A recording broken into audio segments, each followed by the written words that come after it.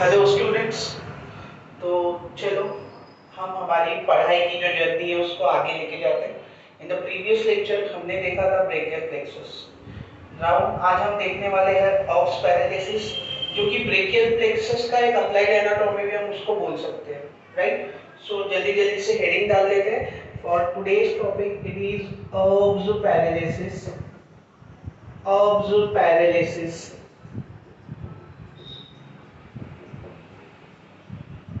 क्या होता है? अर्ब्स पैरालिसिस एग्जाम में बहुत फ्रीक्वेंटली आस्क होने वाला क्वेश्चन है, बहुत बार पूछा जाता है, 5 मार्क्स के लिए तो रहता ही है, right. So exam point of view MUHS के बहुत इंपॉर्टेंट क्वेश्चन है, दैट इज अर्ब पैरालिसिस।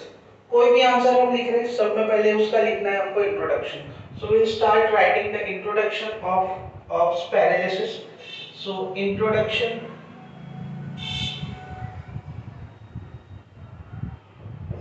क्या है अर्ब्स पैरालिसिस?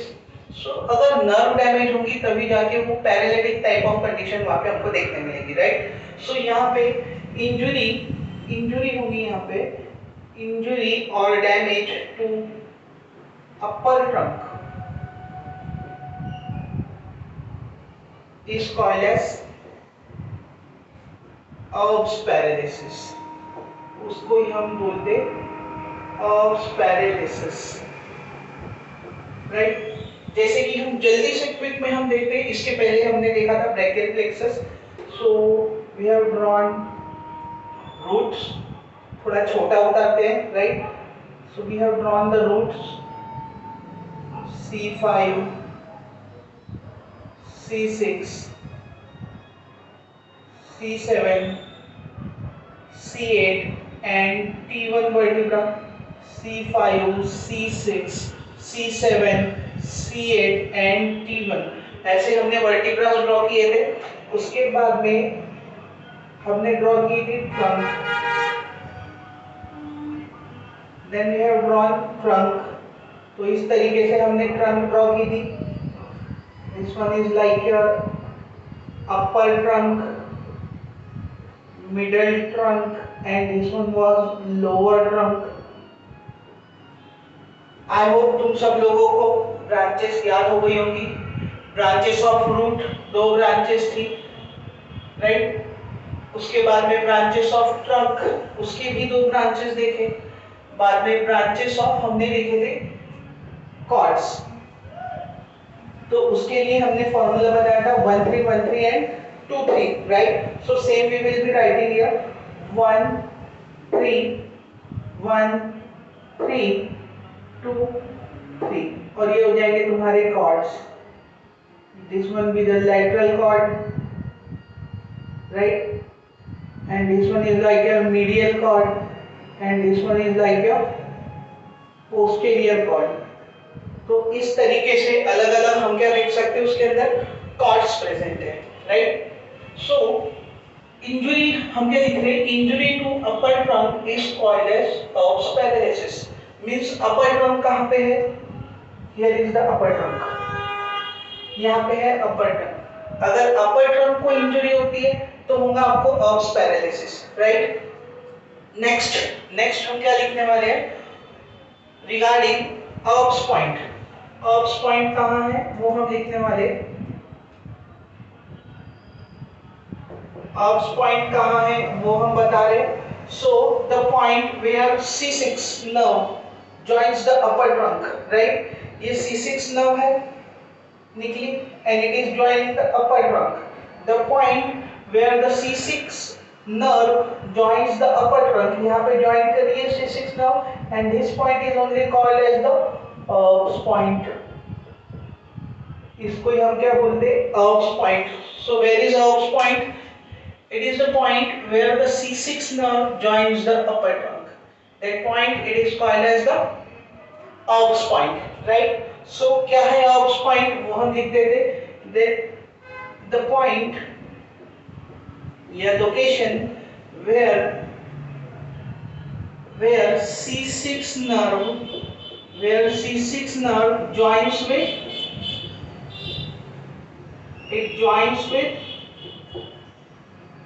upper trunk।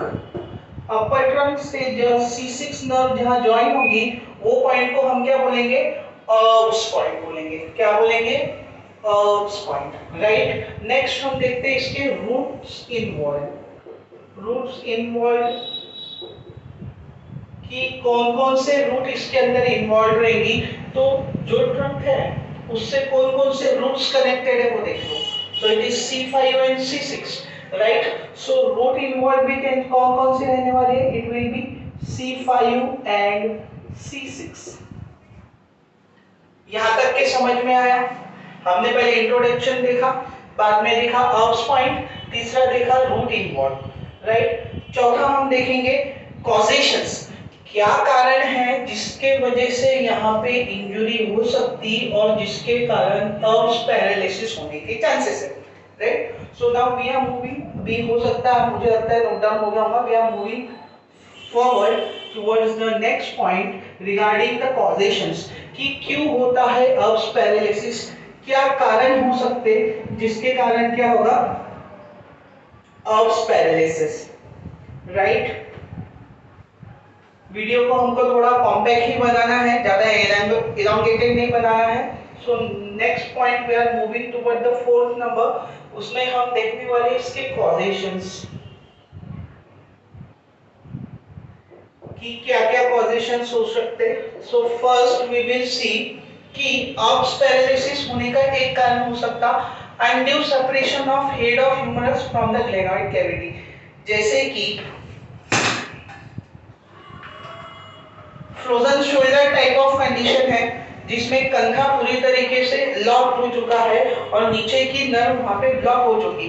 सो ये फ्रोजन शोल्डर कंडीशन में क्या होने वाला है, होगा ये कि ये जो शोल्डर है वो लॉक है, इसकी मूवमेंट्स नहीं है। सो यहाँ के यहीं से जा रहा है ना ब्रेकियल प्लेक्सस, राइट। सो वो नर्व्स भी हो गई कंप्रेस और डैमेज। सो उसके कारण क्या हो सकता, अर्ब्स पैरालिसिस हो सकता। So we will write down the first causation जिसके कारण हो सकता Erb's paralysis, that is undue separation of head of humerus, humerus का जो हेड है फ्रॉम ग्लेनॉइड कैविटी, वो ग्लेनॉइड कैविटी से सेपरेट नहीं हो रहा है, राइट। सो ऐसे कंडीशन में अर्ब्स पैरालिसिस होने के चांसेस ज्यादा है। सेकेंड रीजन हम देखते क्या हो सकता, राइट। सो हो सकता कि कोई पर्सन जा रहा हो, रास्ते से जा रहा हो और गिर गया और इंजरी जो है उसको शोल्डर लेवल पे लग गई, यानी उसके शोल्डर इंजर्ड हो गया। अल्टीमेटली वहां का जो ब्रेकियल प्लेक्सस है वो भी कहीं ना कहीं डैमेज हो गया, कंप्रेस हो गई वहां की नर्व, जिसके कारण अर्ब्स पैरालिसिस हो गया। So we can say fall on shoulder. Second we can say fall on shoulder, कि कांधे के बल अगर वो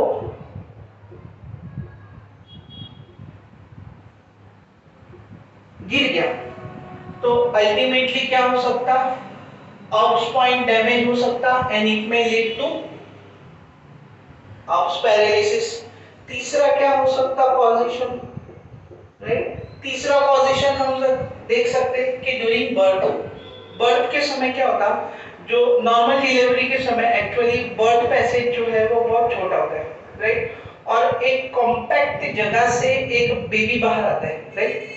सो हेड पोजीशन रहती, यानी पहले वर्टेक्स आता है, हेड रीजन, और उसके पीछे फिर पूरा शाफ्ट बोलो या बॉडी, वो पूरा बच्चे का बाहर आता है।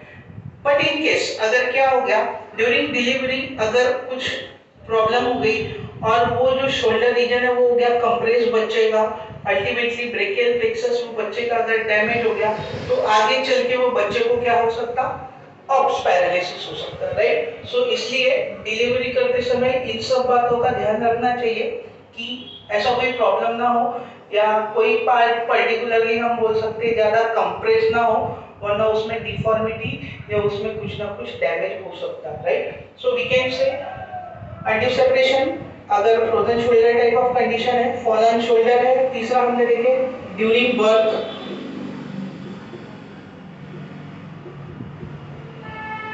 यानी बर्थ के समय, बर्थ पैसेज से निकलते समय अगर बच्चा कंप्रेस हो गया या उसकी जो ब्रेकियल प्लेक्सस है वो दब गए So ultimately it may result in the Erb's paralysis.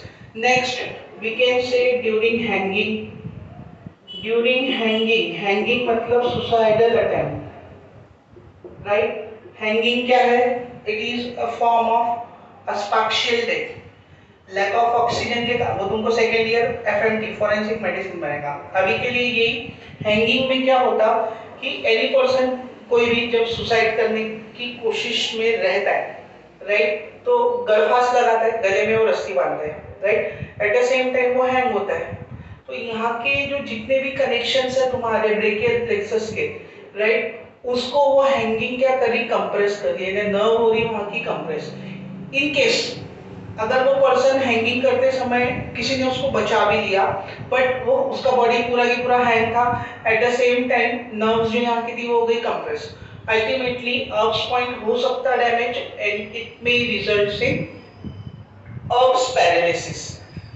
आगे के टाइम में सो ये अलग अलग कॉजेशंस हो सकते हैं जिसके कारण क्या हो सकता है आपको इन द सेंस अगर कोई पर्सन को ये कोई कॉजेशंस है तो उसको हो सकता Erb's paralysis. Moving towards the next point, it is regarding action loss. पांचवा पॉइंट हम देखेंगे एक्शन लॉस, कि अगर किसी को Erb's पैरालिसिस हो गया तो कौन कौन से एक्शन उसके क्या हो जाएंगे, लॉस हो जाएंगे। So various type of actions of the body are lost as per the nerve involved, right?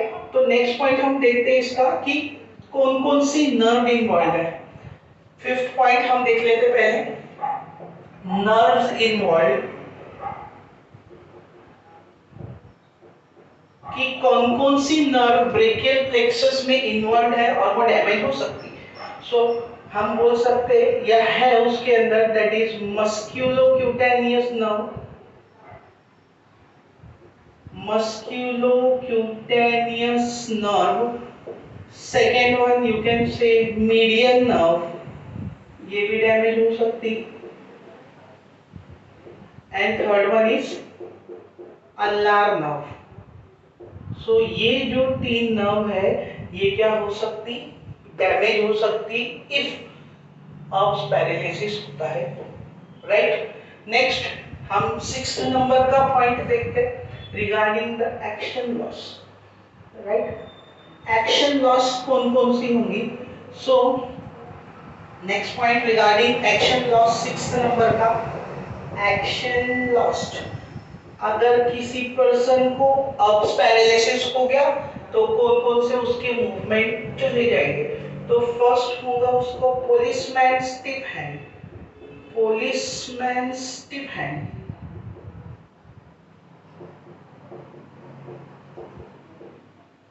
Policeman stiff hand होगा, मींस क्या होने वाला, मींस ये हमारा नॉर्मल पोजीशन है। अब नीचे का व्यू तो दिखा नहीं सकता, so I am trying to show you like this. So this one is the normal hand, लेकिन वो पर्सन जिसको Erb's पैरालिसिस हो गया उसका जो हाथ रहेगा वो ऐसा रहेगा, राइट। जो सावधान पोजीशन में पुलिस वाले एकदम टन के खड़े रहते हैं, राइट, सो हाथ उसका कैसा रहेगा, inverted. That's what we call as the policeman tip hand, right? At the same time अब हाथ उसका कैसा है, ऐसा फ्लेक्स है, राइट, तो वो फ्लेक्जन ऑफ द रिस्ट नहीं कर पाएगा। एक्शन लॉस में दूसरी एक्शन लॉस होगी flexion of wrist, flexion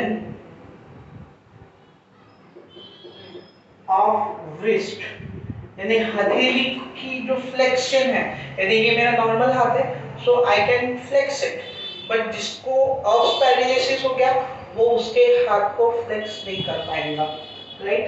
eight the same time flexion of wrist के साथ साथ एल्बो भी लॉस्ट हो जाएगी, राइट, कि एल्बो भी जो है ना उसका एल्बो जॉइंट, अब ये नॉर्मल है, so what I can do, I can flex my elbow, right, but अगर Erb's पैरालिसिस हो गया तो एल्बो भी फ्लेक्स नहीं हो पाएगा। Getting it. फोर्थ नंबर का एक्शन कौन सा लॉस्ट होगा। सो मैंने शायद आपको बताया भी होगा कि जब हम समझो प्रसाद ले रहे, if you are consuming a prasad, कोई आपके हाथ पे प्रसाद डाल दे रहा है, सो एट दैट टाइम ये तुम्हारा सुपाइनेशन या सुपारी ले रहे आप, किसी ने आपके हाथ में सुपारी रखा, so how you will take it like this, so this one is supination and this one is pronation। ये सुपाइनेशन और ये प्रोनेशन नॉर्मल कंडीशन में, बट अगर उसको पहले से क्या है ऑप्स पैरालिसिस, तो काय का प्रोनेशन और काय का सुपाइनेशन दोनों action will be lost, right. So the pronation and supination movement of the palm will be lost.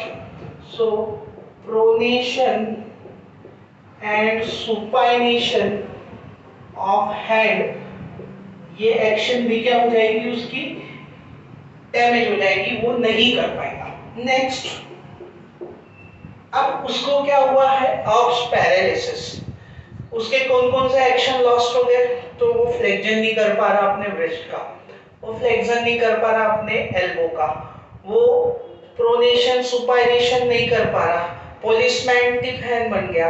Eight the same time वो जो पर्सन है जिसको ऑप्स पैरालिसिस हुआ उसका हाथ अब्डक्ट नहीं हो पाएगा, so the abduction of the shoulder will be lost, यानी वो हैंड को away from the medial axis laterally नहीं ले जा पाएगा, एब्डक्शन उसका क्या हो जाएगा लॉस्ट हो जाएगा। So next action will lost will be the